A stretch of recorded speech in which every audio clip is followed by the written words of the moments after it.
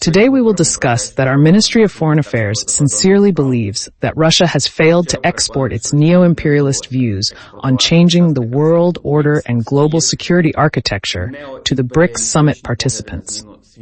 That was a quote. Let's start with the basis on which our foreign ministry believes that Russia has failed, if we were not there, at least.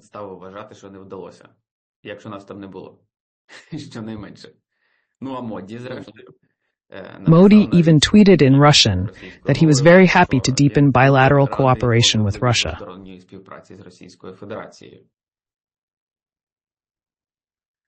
We are going through a subtle crisis in the last broadcasts. Viewers have to like us and write a good 7-word comment.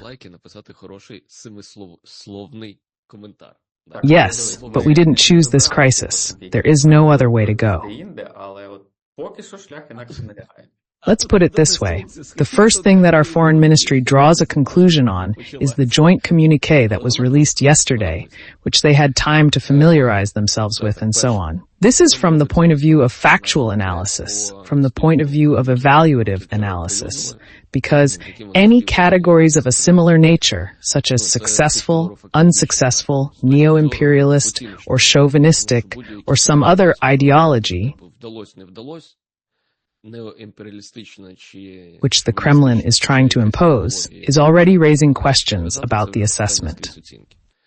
If we are talking about neo-imperialism, then in fact the Kremlin, in all its documents related to the policy of the global majority, the so-called global majority or the global south, if we are using this terminology more now, positions itself as the entity that led the fight against neo-imperialism, led by the United States. Він себе позиціонує як суб'єкт, який очолив боротьбу з неоімперіалізмом, очоленим Сполученими Штатами. The foreign ministry's judgmental category is based on a different thesis than the one Russia offers to the world and developing countries. Росія пропонує світові країнам, які розвиваються. The Kremlin is proposing a new agenda of neo-imperialism, embodying a new empire with new colonies. The Kremlin claims to lead the global South's movement against post-Cold War neo-imperialism. Ми очолюємо рух проти того неоімперіалізму, який сформувався за підсумками завершення Холодної війни. Thus, interpretations of this construction may vary. До цієї конструкції по-різному. It seems to us that he is offering this. The Kremlin is building a completely different picture, where it has succeeded in this. Or not, is a question that can be addressed in the communiqué itself, because the communiqué is not the Kremlin's. It is necessary to understand that the communiqué is prepared and signed not only by the country hosting the summit. In order to understand what is new in this communiqué, we need to open the previous BRICS communiqué, which took place, I think, in South Africa, if I'm not mistaken, and see how many things are the same. You can open the documents related to the development of the United Nations for the future. Yes, the Forum for the Future. The Forum for the Future, which took place a month ago in New York, and actually see for yourself that the problems described in one document and the other are actually the same. Тому для того, щоб робити, простіше оперувати, коли ти аналізуєш 40-сторінковий текст для професійної аудиторії, публікаціями чи фрагментами самого тексту, Therefore, in order to analyze a 40-page text, it is easier to work with publications or fragments of the text itself for a professional audience. But in general, let's share a strong position to make an independent generalization without specification. Так чи інакше є складовою війни повноцінної, яка відбувається на території України. Можливо, МЗС правий. Хоча, на моє глибоке переконання, у нас, по ідеї, такі коментарі повинен був би давати хтось із не зовсім офіційних осіб. In this case, perhaps, from the point of view of the goals of the information war, which is somehow a component of a full-fledged war taking place on the territory of Ukraine, the foreign ministry is right. Although I am deeply convinced that such comments should have been made by someone who is not quite an official. That is, we are not talking about analysts or broadcasters, but, let's say, communication advisors. Особливо ми ж говоримо про те, що The Foreign Ministry is a serious agency that cannot afford superficial analysis of documents, as this can raise questions during meetings with colleagues abroad. The meeting featured representatives from the foreign ministries of Saudi Arabia and the UAE, along with the presidents of India, Iran, and Turkey, focusing on engaging with the global south. So, about neo-imperialism. We've discussed this story conceptually, so let's look at the story of the BRICS Summit, its communiqué, and global issues.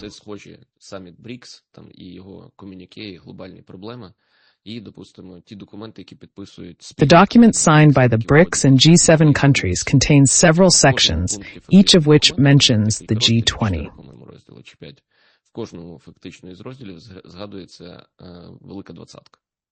We support the reform of financial institutions laid down at the G20 meeting in a given year. We support the resolution of the global debt issue. We support the environmental agenda approved by the UN resolution. If the UN and the G20 are neo-imperialism, then we have a neo-imperialist order, not a liberal democratic one, and I disagree with that.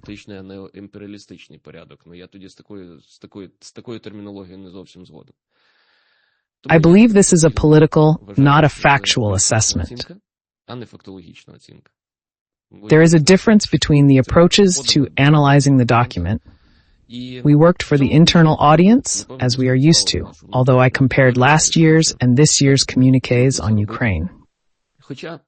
Знову ж таки, от я спеціально відкривав для порівняння комюніке минулорічне і комюніке цьогорічне по тексту, який стосується України. От я навіть прочитаю, причому в Йоханнесбургу це було...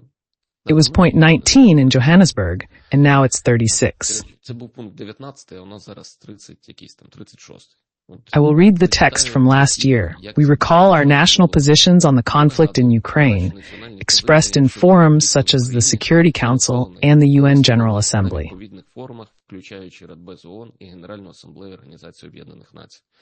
It should be noted that the wording in Clause 36 has not changed,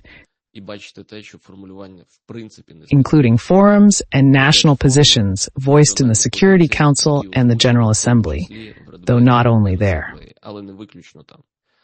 Paragraph 19 again mentions offers of mediation and good offices for the peaceful settlement of the conflict through dialogue and diplomacy, including a mission of African leaders.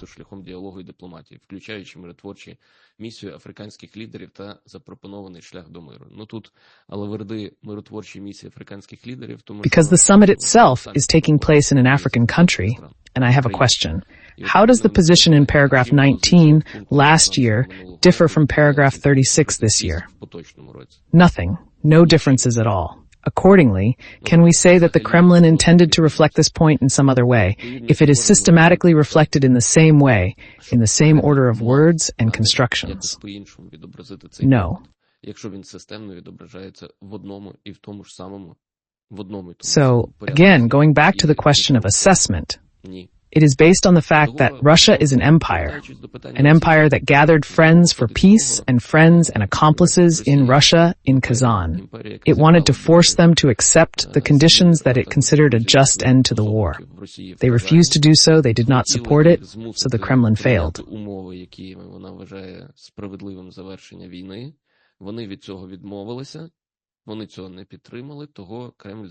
And whether he was going to force the member states to accept the terms or not, or whether he could, in principle, do it on the BRICS platform, is a question that we are asked to believe, a thesis that is voiced by our official agencies. I cannot simply disbelieve it, because I know exactly what happened last year at the BRICS. I know the position of a number of countries, including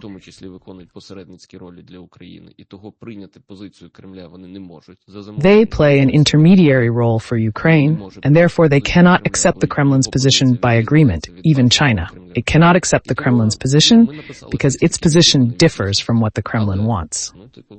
So we wrote a text that is detached from reality, but it's kind of nice. Як пишуть американські аналітики, в подальших конфліктах, в поточних конфліктах, інформаційна війна буде тим елементом, який ніколи і нікуди. According to American analysts, Ну, де все. Золоті слова, насправді. Але стосовно союзників, зокрема Китаю, Сі Цзіньпін заявив, що важливо запобігти information warfare will remain an important element in conflicts. She emphasized that it is important to avoid escalation of the Ukrainian conflict, which China continues to refer to as the Ukrainian crisis. Language in diplomacy matters, and China is likely to use the same language in official meetings. At the BRICS Summit, where Russia is a founding member, one could refer to Russia's armed aggression against Ukraine. Знаєш, з позначками додають, там, наприклад, пишуть української кризи, і в дужках там, так, в Китаї називають війну Росії проти України. І я так розумію, що якщо це з'являється в ЗМІ, то значить Китай використовує це формулювання і під час зустрічей цих же офіційних, на тому самому БРІКС і так далі. Ну, дивись, давай подивимося вузько зараз на саміт БРІКС. Могли написати на саміті БРІКС, де одна із країн-засновниць є Російська Федерація, що те формулювання, яке And Russia signed it. Збройна агресія, яку Росія розпочала проти України. І Росія взяла і це підписала. Well, it's unlikely, given that all the BRICS countries and 150 other countries on the planet Earth have relations with Russia. They are not, to use a certain terminology, aggravating relations with the Kremlin. Але водночас, якщо президент Туреччини If the president of Turkey comes to the BRICS summit and reads the communiqué, then, despite not being a signatory, he does not recognize the territorial expansion and occupation. What is the difference in terminology? This is more a matter of formality. It is important not only how we speak, but also how our foreign partners act, who use the right words but act differently. Це, знаєш, пунктик. Я би хотів, щоб ви говорили так. А важливо ж не то, як говорять. Наші іноземні партнери... Tokayev does not use the term Ukrainian crisis. Просто всі якось по-іншому. А тут, Токаєв не використовує українська криза. Tokayev also says, for example, that we do not see it possible to recognize the independence of the LDNR or their accession to Russia. His actions say more than the conceptual apparatus he uses.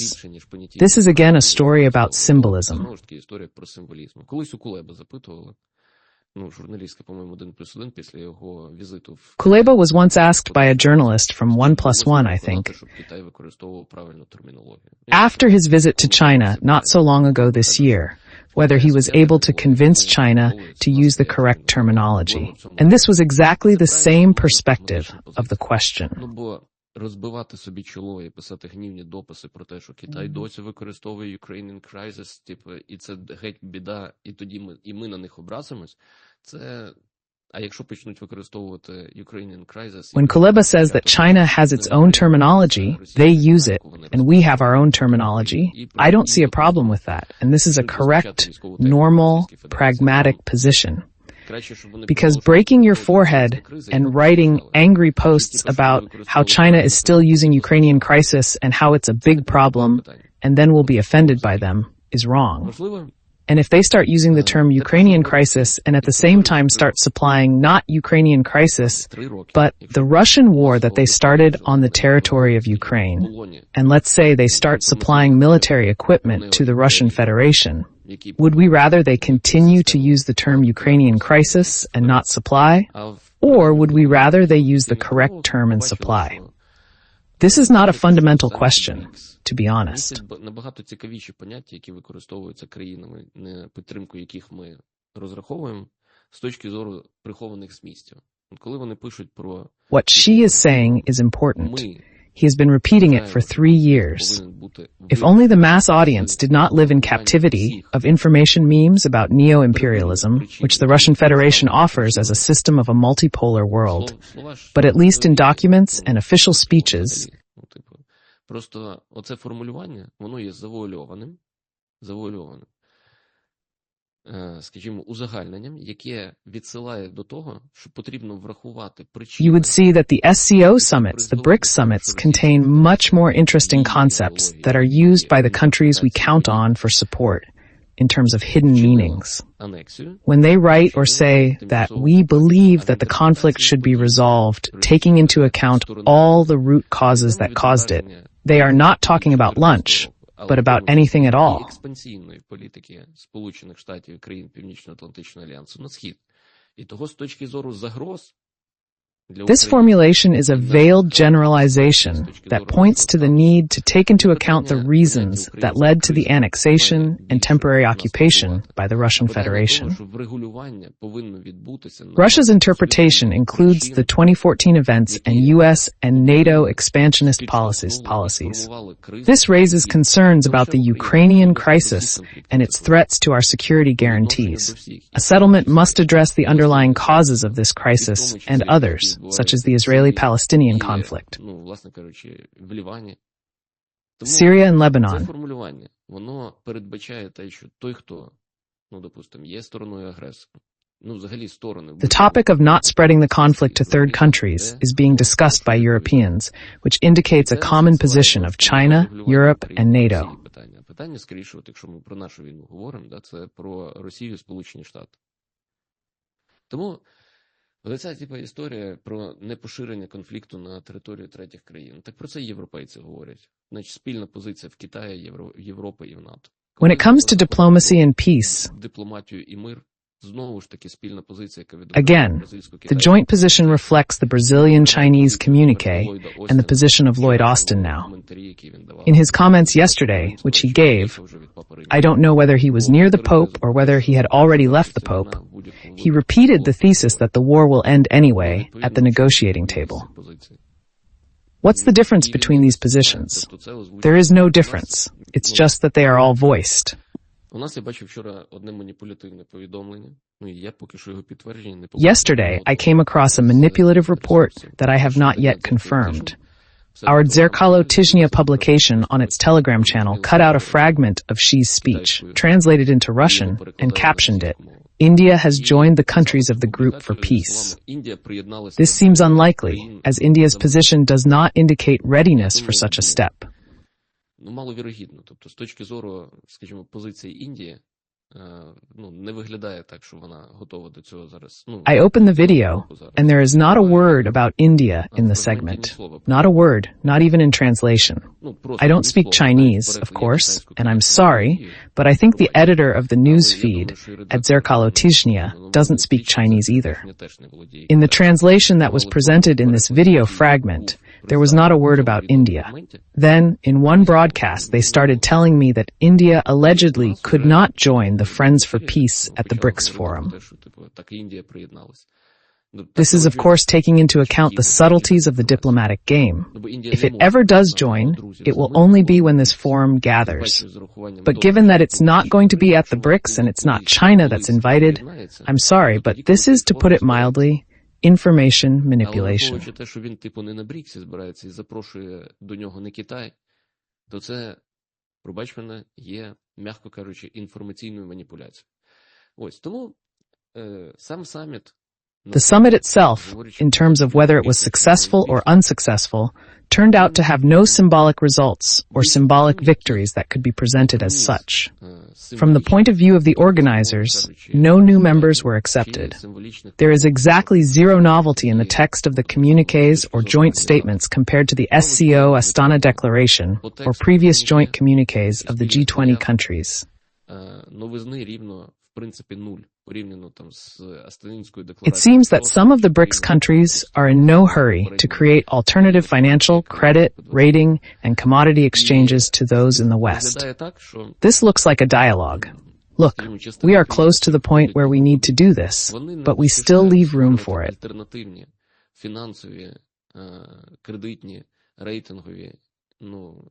Центри, біржі товарні в тому числі, альтернативні тим, які існують на Заході. Тобто це як діалог такий, що, дивіться, Perhaps if you reconsider your policy towards greater inclusiveness, greater representation, and the ability to hear the interests of developing countries, we will not be engaged in these parallel processes. This is clear from the text of the communiqué. Perhaps, during the year under review, the working committees will indeed gradually launch an alternative clearinghouse and alternative commodity exchanges. It will really start the moment such platforms start to appear and countries start to join them, transferring trade in their goods accordingly. This will indeed be the moment of division, when the world will be divided into two parallel financial and economic structures. But they are trying to avoid this moment because they are still loyal.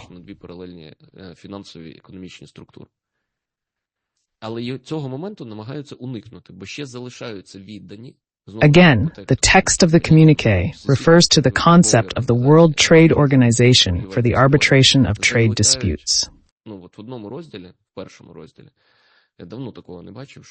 In one chapter, in the first section, I have not seen it for a long time, that unilateral restrictive measures affecting the development opportunities of developing countries are mentioned 3 times in different contexts. Here, first of all, we are talking about Africa and the Middle East. But unilateral restrictive measures include sanctions, restrictions, technological restrictions, import restrictions, and export restrictions. Usually, documents do not mention this 3 times in one section, but it looks like a final warning, either yes or no. If not, then we will create something parallel. We can talk about this for a long time, considering the text in essence, or we can limit ourselves to the commentary of the foreign ministry. Putin failed to spread neo-imperialist sentiments to other countries. Like, okay, so be it. In the end, to what you were talking about with that sooner or later these countries will get together and will be able to somehow demonstrate not so much a peace initiative as a peaceful solution. But it will not be at this summit, and most likely not soon. So we have to live to see it. Тут я уточню, Фарід, буквально секунду. Вони зберуться. Ці країни, чи представники цих країн, в більшому складі, чи в меншому складі, але не на форумі BRICS. The countries will gather, but not at the BRICS forum, as this platform is not designed for this. The SCO or its meetings are more suitable. When it comes to peace, we need an international forum for conflict resolution or an organization that ensures security in the region. An alternative platform is needed for Eurasia. Або відповідна організація, яка покликана забезпечувати безпеку в певному регіоні. І в даному випадку, якщо ми говоримо про Євразію, то це ШОС. Then it should be organized under the auspices of the UN, let's say, an international conference. You just have to understand this too. Країни-друзі за мир, а вони не включені до складу BRICS. The BRICS itself remains an association of interests in which the member countries talk about what they have in common. Країни-учасники розказують про те, що в них спільного і де їх обмежують одинаково. And where they are restricted, in the same way by countries, groups, instruments, financial institutions. But this is a matter of economics. That is, the first place in the areas of development that they set as a priority for themselves is trade, which should not be restricted by rules. So they will get together, just not at the BRICS, not in Brazil next year. Складно. Ну, окей. Не складно, все максимально просто. Але складно, щоб зорі зійшлися. Is it difficult? Well, okay, it's not complicated. Everything is as simple as possible to that point. But the main thing is that, as they say, they have a plan.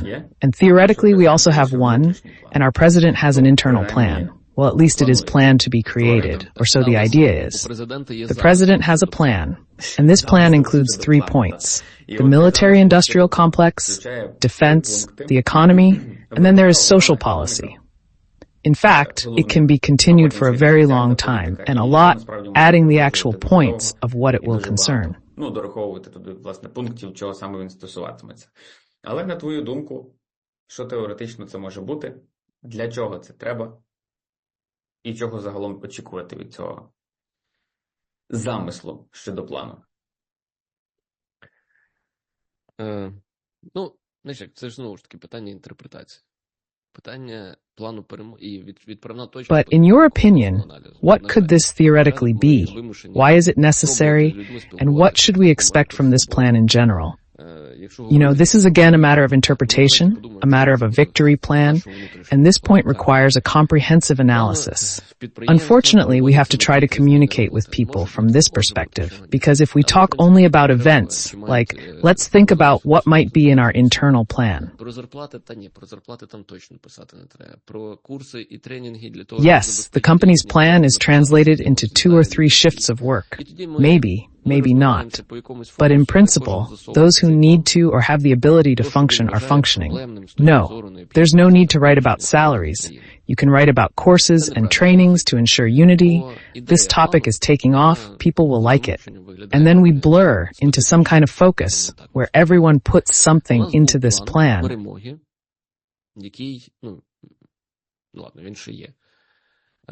Which he considers problematic in terms of the need to solve it within the country. This is the wrong approach, because the idea of a default plan looks quite specific. I think that's the way to put it. We had a victory plan, which, well, we still have. A victory plan that the president said is a plan that we can implement only with our partners, and it depends on our partners. In my opinion, one of the most recent publications was written by an economist and a politician yesterday who said that the plan was rejected as a whole. They just don't say it to Zelensky's face. You don't need to be Nostradamus to realize that the plan was rejected as a whole, since NATO membership has already been spoken for. As for long-range strikes, they said, build drones. But it is unknown when and in what quantity this will happen. The key questions have been answered, but people do not want to accept that this position will not change. Today I read about a publication that not only Hungary, but also the United States is against Ukraine's membership in NATO. 7 countries already make up 20% of NATO. Although not all of them are openly protesting, this shows that not only the United States is against it, but also Germany, whose position is not soft either.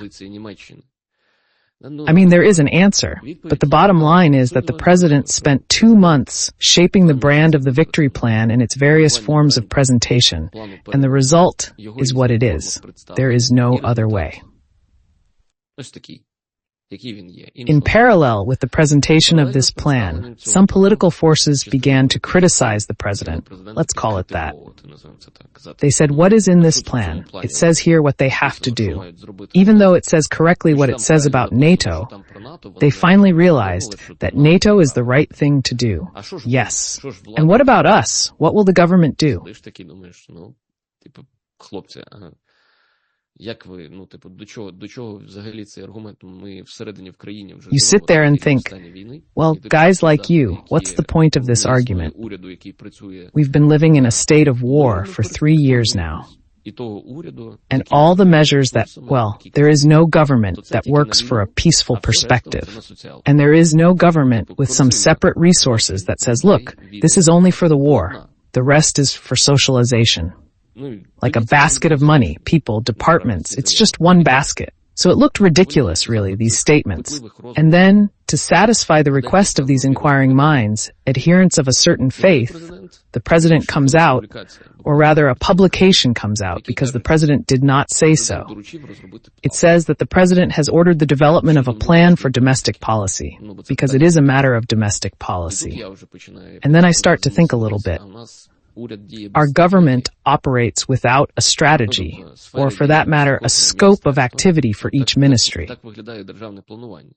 Well, it seems that state planning includes strategic goals by area, and includes tactical goals. And if we are developing the military-industrial complex, which is one of the points that journalists assume will be there, the military-industrial complex includes the Ministry of Strategic Industries, the Ministry of Defense, interdepartmental commissions, export-import agencies, and manufacturing enterprises. Did they function for about 3 years, or did they just move inertly? Like, who went where? Who went to the forest? Who went to collect firewood? Didn't they have any problems with certification, mobilization, booking workers, and so on? Of course they did. Every decision in this matter was aimed at achieving a certain result. The result is called more, better, better, and solving problems.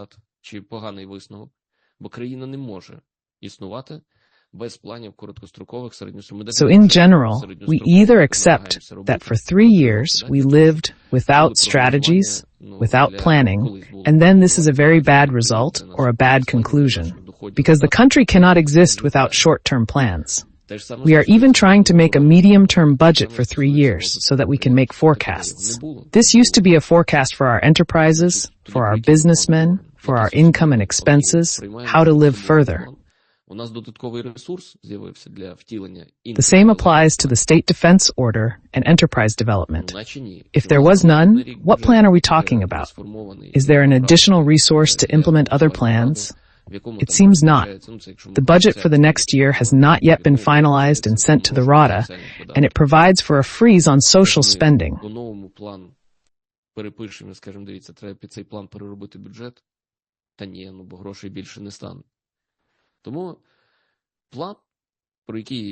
Maybe we'll rewrite the plan and say it in a new way. Це скоріше не практичний документ, а символічний документ.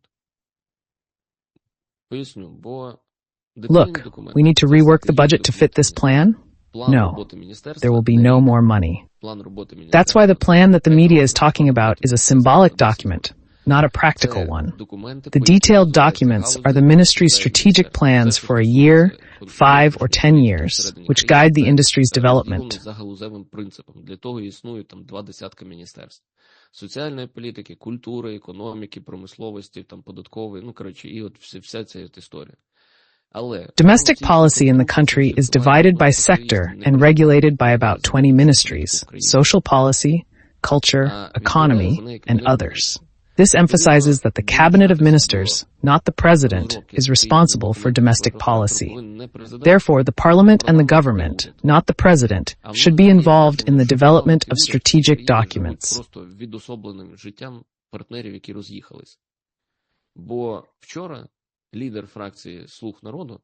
I have the impression that the parliament and the government in this country are simply living the separate lives of partners who have separated.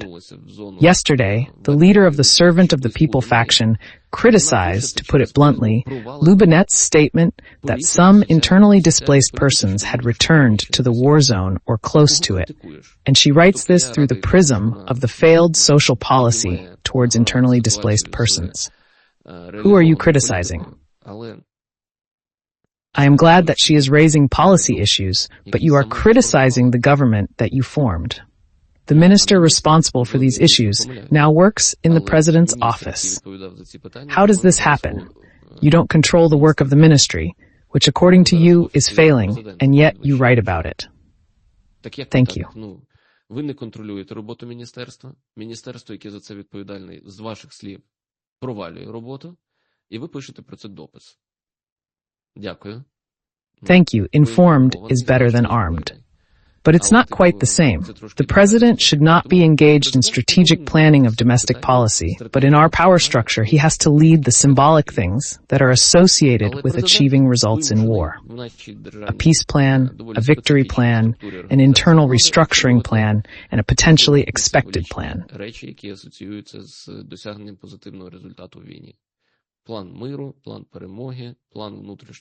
Because to return to strategic planning, it is important. By the way, the country cannot live without strategic plans.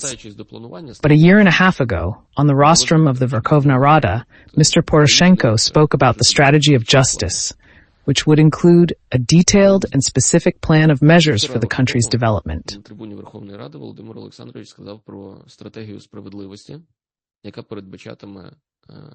Детальний і конкретний план заходів розвитку країн.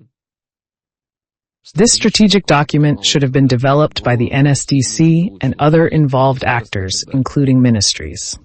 The document was supposed to be presented a year ago, which was officially announced on the rostrum of the Verkhovna Rada during a national holiday. Unfortunately, it still does not exist, although it is a strategic document for the country. We are becoming an emotionally dependent society. The president said plan, and it became a new topic of discussion. But it is not. Why is he doing this? Why isn't the National Security and Defense Council doing this? What does the Cabinet of Ministers think? Where are the strategic documents that the ministries were supposed to develop in 2022? Треба чи не треба? Чому він цим займається? Чому РНБО цим не займається? А що Кабінет міністрів з даного приводу думає? А де стратегічні, по цим напрямкам документи? In the third year of the war, how are we going to start stimulating the military-industrial complex in a new way? This is a question for the relevant politicians. But it is news in the media because someone has announced a plan. However, a plan without resources for implementation, as well as a plan for victory without the support of partners, is not realistic. Therefore, a strategy or plan must be realistic.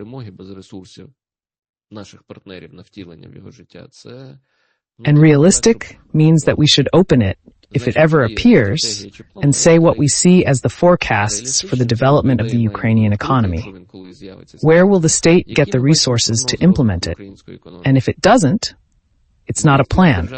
Then we wait until it eventually appears, because that way we will have something to talk about. This is the first thing. Тоді чекаємо, поки зрештою він з'явиться, тому що так ми матиме. And secondly, we can then continue to move through the delicate crisis in peace. Easy, I think we have a lot to talk about. What about the plan? Ми маємо з тобою приводи про що поговорити, що з планом, що без. Andriy, thank you very much for the conversation. To our viewers, thank you for watching this far. We're going to say goodbye to you, but not for long, because we'll see you again tomorrow morning during the stream. Goodbye. Goodbye. Goodbye. До зустрічі.